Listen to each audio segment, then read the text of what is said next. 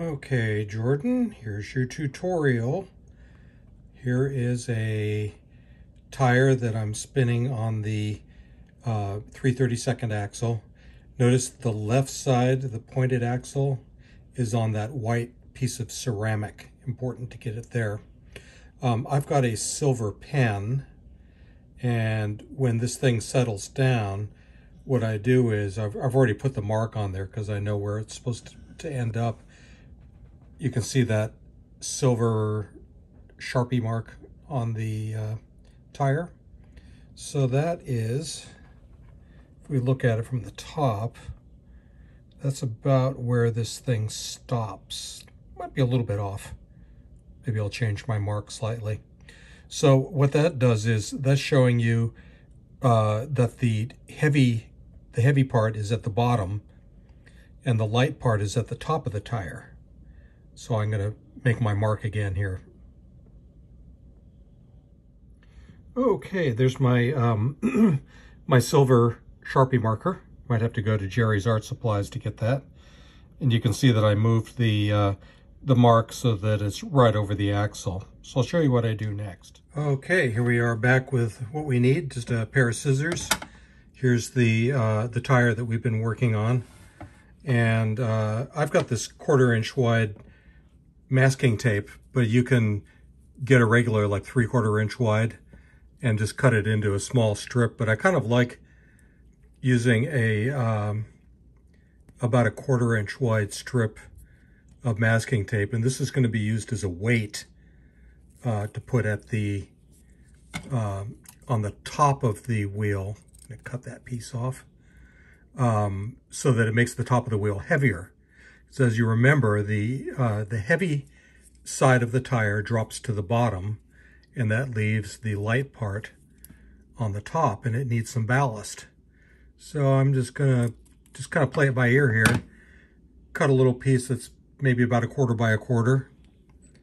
Then I'm gonna take my my tire off the balancer, and I'm just gonna part-way pull the axle out. And here's a pair of tweezers, and there's my mark, so that's the light side. I'm just going to put that piece of masking tape on the inside of the hub. And of course, it doesn't cooperate sometimes. I'm trying to put it in nice and straight.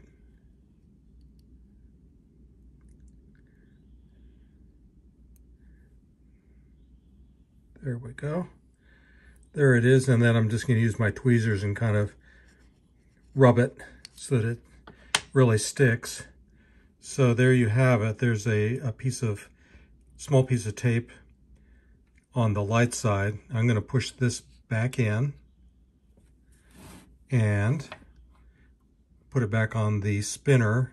So we're going to spin it around, and you can see it's still kind of flopping a bit. Well, it appears that that was too much tape, because now the tape has gone to the bottom.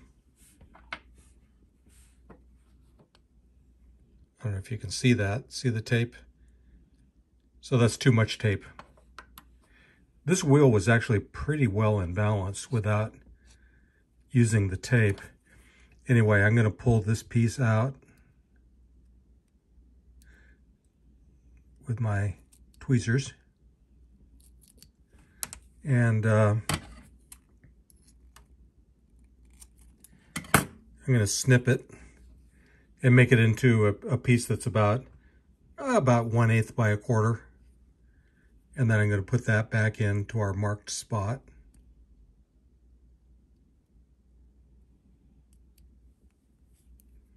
You can see the silver ink mark. Good, that went in, cooperated pretty well. We're going to put it back on here. And it looks like that little piece of tape, that's about right.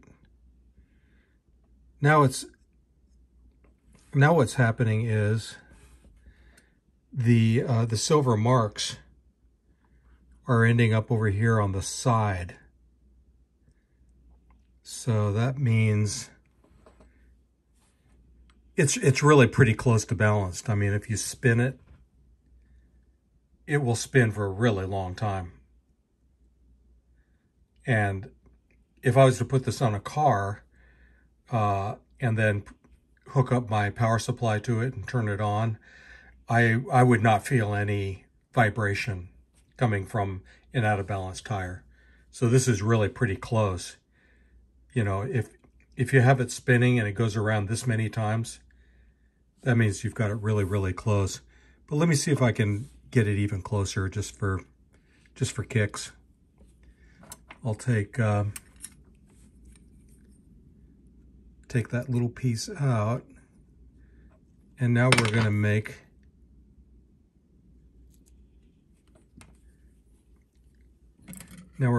this. I'm going to cut it almost in half. Now I've just got a little piece of tape that's just like 1/8 of an inch by 1/8 of an inch. And again, I'm going to put it in the same place where the silver mark is. Get it stuck in there. Give it a good rub. Push the axle back in. And then we'll spin it and see where it ends up. That's probably going to be pretty close to in balance.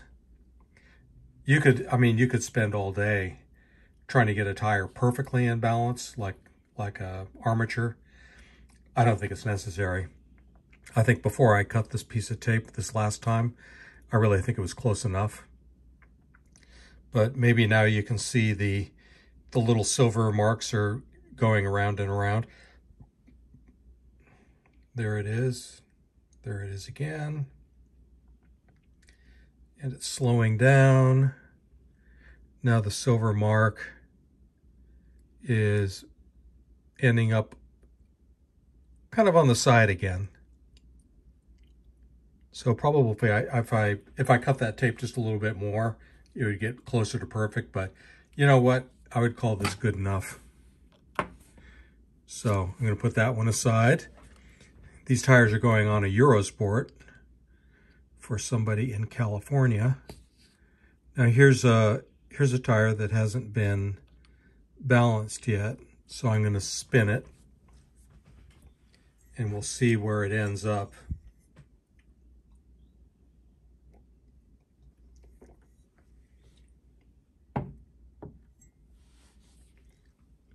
Where's my pen? Here we go.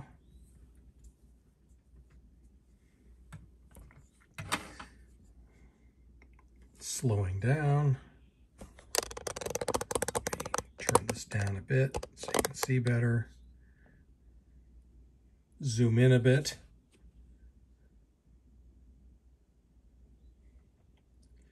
I don't know if you can see the mark on the tire that's going by, kind of a rough spot. That's where the set screw is. So I drill holes through the rubber to get to the set screw. So you can see it's pretty much the set screw is making it heavier. So it's tending to stop on the set screw side. I can put the brakes on here a little bit so that we're not watching it forever.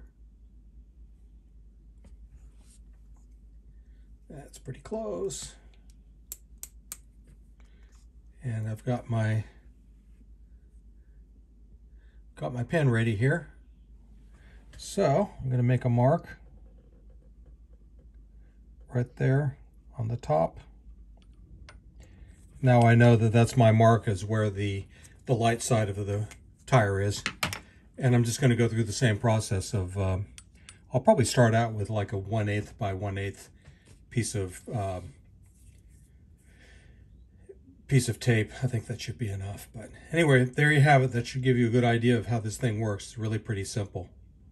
You're finding the heavy side of the tire and the light side and is adding ballast to the light side to balance it out.